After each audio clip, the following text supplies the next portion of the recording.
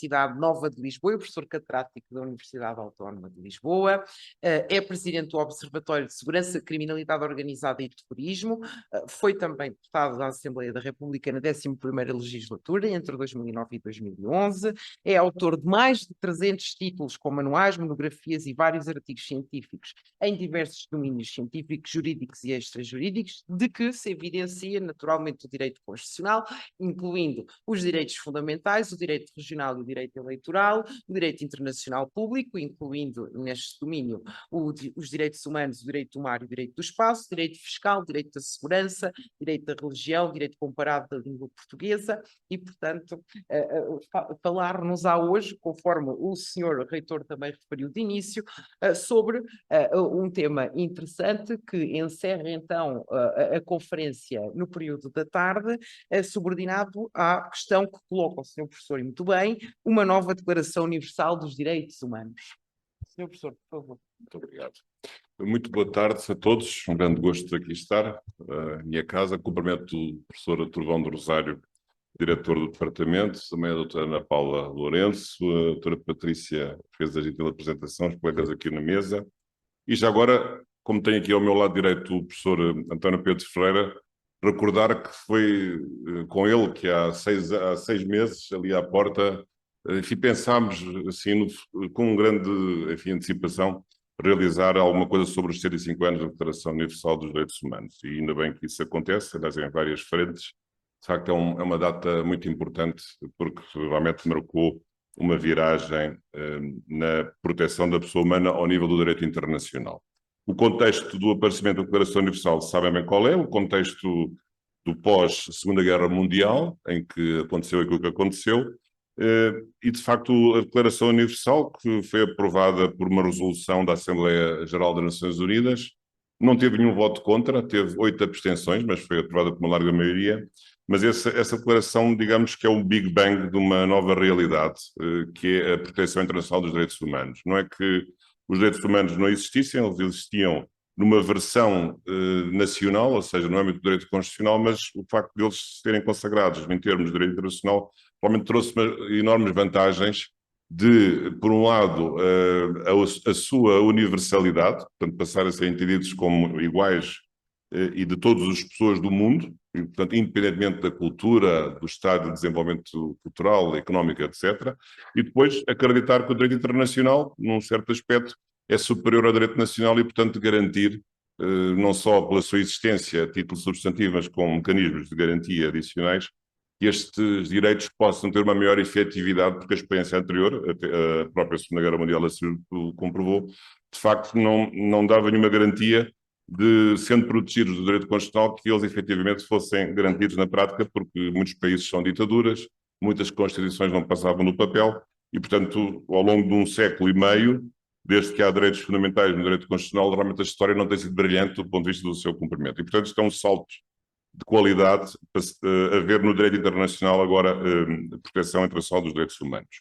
Depois, a declaração em si não é vinculativa, é uma mera resolução, é uma proclamação, mas o que é curioso é que ela, de repente, tornou-se verdadeiramente um símbolo da proteção internacional dos direitos humanos, porque quando ela surgiu, não sendo um tratado, e tendo dado origem, depois mais tarde, a vários sistemas, a começar pelo sistema das Nações Unidas, em 66, com 2 pactos de direitos civis e políticos e direitos económicos, sociais e culturais, mas a declaração acabaria por se superar a si própria, porque no direito internacional suscitaria desde logo um novo conceito, que é o conceito de jus cogens, e portanto a ideia de que há um conjunto de normas que têm uma força própria suprema dentro de um contexto internacional mais amplo, aliás, jus cogens, que mais tarde seria, aliás, consagrado na Convenção de Viena sobre Direitos Tratados. E em termos de direito constitucional, também é curioso, porque esta declaração, não sendo um tratado, acabaria por ser reconhecida pelas Constituições com o mesmo valor de textos constitucionais. Aliás, a começar pelo artigo 16, número 2 da Constituição, que, aliás, e muitos países lusófonos, depois influenciados pela Constituição Portuguesa, também acabariam por reconhecer na própria Declaração Universal a mesma força jurídica dos próprios direitos fundamentais consagrados ao nível das Constituições.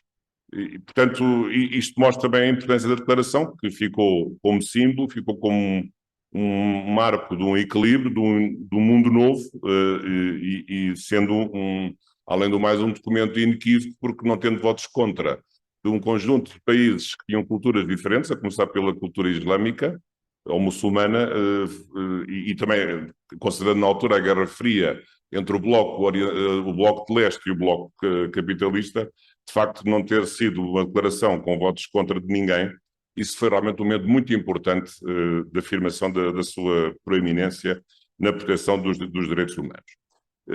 Mas a pergunta que eu deixo aqui, que é uma pergunta provocatória, porque eu não pretendo, obviamente, destruir a Declaração Universal dos Direitos Humanos, aliás, isso seria de mau gosto ao comemorar os 35 anos que a quisesse destruir, mas a pergunta é esta: mas essa declaração está atualizada à face dos novos tempos? Na verdade, não está, porque muita coisa aconteceu desde 1948 até hoje, como sabemos, 10 de dezembro de 1948, a data da sua aprovação. Desde logo, há um conjunto de gerações de direitos humanos que não estão reconhecidos na Declaração Universal, de terceira geração, em matéria ambiental, por exemplo, em matéria de proteção informática, quarta geração, os direitos das minorias, das várias minorias que se reconhece, a quinta geração, em matéria, por exemplo, do direito à água, que hoje se fala como direito de quinta geração, até o direito à paz. Portanto, ou até agora, talvez como quinta geração, também os direitos digitais, os direitos fundamentais no mundo digital, no ciberespaço. E, portanto, há um conjunto de matérias que são novas e que suscitam, realmente, a reflexão sobre se a Declaração Universal não poderia ser reformulada para que este ícone, digamos assim, da proteção internacional dos direitos humanos não pudesse ser, digamos, revitalizada com uma atualização de conteúdo que, de facto, não tem e podendo ficar ela própria prisioneira de uma história que, por isso mesmo, ficará no passado e não serve para o presente. Aliás, tem havido, ao longo do tempo, várias experiências de novas declarações de direitos humanos, a verdade é essa. Aliás, a mais recente e, porventura, com mais êxito, e refiro-me a declarações gerais, não declarações específicas, foi a Carta de Direitos Fundamentais da União Europeia, e percebeu-se que fazer uma nova declaração ao fim de 30 ou de 40 anos, no caso da União Europeia era importante porque não havia também nenhuma declaração própria, mas fazer um novo esforço de escrever um texto de direitos humanos, isso é uma coisa muito importante e até traz sempre algo de novo. Aliás, se compararmos a Carta de Direitos Fundamentais da União Europeia, verificamos que há coisas, embora os direitos sejam os mesmos, quase os mesmos, há coisas novas que sempre podem ser aperfeiçoadas no âmbito da tipologia ou dos tipos de cada um dos direitos ou da tipologia de todos os direitos que são consagrados. Portanto, a primeira pergunta é saber se valeria a pena fazer uma nova declaração e se a nova declaração teria alguma coisa de útil do ponto de vista de ter um conteúdo inovador ou que fosse um acréscimo em relação àquilo que já existia. E essa experiência já existiu com esta Carta de Direitos Fundamentais da União Europeia, portanto pode haver o aperfeiçoamento de certas faculdades dos direitos, porque os direitos fundamentais são, em princípio, situações jurídicas ativas complexas, têm várias faculdades dentro de cada direito e, portanto, pode haver sempre um aperfeiçoamento de novos âmbitos de proteção que se possam descobrir dentro de um direito fundamental maior.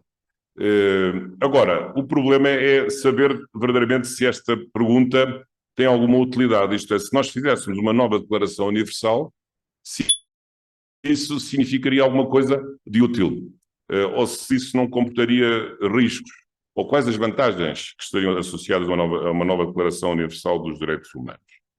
Bom, claro que aqui as vantagens são óbvias do ponto de vista de um texto simbólico ser um texto atualizado face à realidade. A matéria de os direitos fundamentais no ciberespaço, por exemplo, não estão referidos, ou outras gerações de direitos. Os riscos também são, e já vou terminar, os riscos também são vários. É um risco de abrir um processo que depois não seja consensual. Porque eu duvido que hoje se possa recuperar o consenso que houve em 1948, em que ninguém votou contra. Nós estamos a ver nas Nações Unidas aprovar uma nova declaração sem um voto contra. Não estou a ver que isso seja possível. Portanto, em resumo, embora seja um tema de especulação interessante, acho que é melhor ficar com a declaração que temos, porque podemos correr o risco de ficar sem nenhuma. E além do mais, o risco depois é mínimo, porque, digamos, e o facto de não atualizarmos, a desvantagem é mínima, porque na verdade a Declaração Universal depois desdobrou-se em sistemas concretos de proteção dos direitos humanos, porque a declaração em si não é vinculativa a título de direito de interação positivo, como vos disse, do ponto de vista de texto de convenção internacional, e depois tem havido vários sistemas, o universal e os regionais, que têm vindo a declarar vários direitos. E, aliás, ainda mais outro risco de abrir esse processo. Porque, entretanto, o mundo árabe, como sabem, tem uma Declaração Universal dos Direitos Humanos do mundo árabe, um pouco por pirraça ou por oposição à própria Declaração Universal dos Direitos Humanos. A declaração é quase igual, mas tem lá umas particularidades no que respeita ao Estatuto da Mulher, por exemplo, e em matéria, digamos, da relação do Estado com a religião, em que a coisa não é bem exatamente igual ao que está na Declaração Universal dos Direitos Humanos. Mas isso já mostra uma tentativa de criar uma declaração alternativa a uma declaração que deixou de ser, obviamente, inequívoca. E abrindo essa porta, correríamos aí o risco de aparecerem outras declarações alternativas. Por exemplo, o mundo africano é muito diferente do mundo europeu. Podia aparecer uma declaração alternativa africana, por exemplo, ou até asiática, e julgo que isso teria sempre os seus riscos de quebrar uma unidade que até agora tem sido realmente inquestionável. E, portanto, estas minhas conclusões, o tempo que eu tenho é muito pouco, e muito obrigado pelo convite e as minhas saudações a todos. Também vejo aqui muitos alunos, muito obrigado.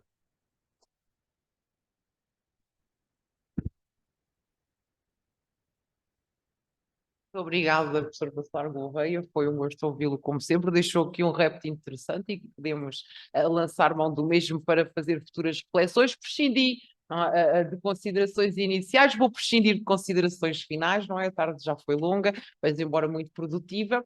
Temos agora o recital, conforme também já foi previamente indicado, junto à estátua, certo? Ali junto à estátua do Camões. Agradeço então a presença de todos e encerro por aqui os trabalhos. Muito obrigada às pessoas que nos acompanharam aqui até ao fim. Doutora Ana Paula Pires Lourenço, também muito obrigada pela sua presença. Todos os presentes aqui e via Zoom. Encerro então os trabalhos por hoje. Muito obrigada. Boa tarde.